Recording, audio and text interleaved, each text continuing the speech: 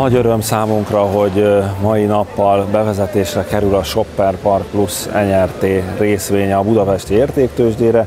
Külön öröm, hogy ez az első eurós bevezetés. Több mint 37 millió eurót vontunk be, ami az elmúlt 20 év második legnagyobb IPO-ja.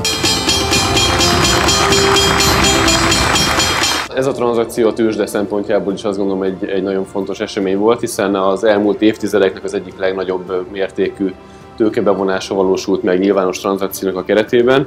Úgyhogy ezúttal is gratulálok Kristóf neked is, és minden kollégának, aki részt vett ebben a sikerben. Szóval nyilván a befektetőinknek szeretném megköszönni a bizalmat. Azt gondolom, hogy egy ilyen környezetben, hogy megbíztak bennünk, és további 37 millió eurót sikerült bevonnunk, ez tényleg egy nagyon nagy siker.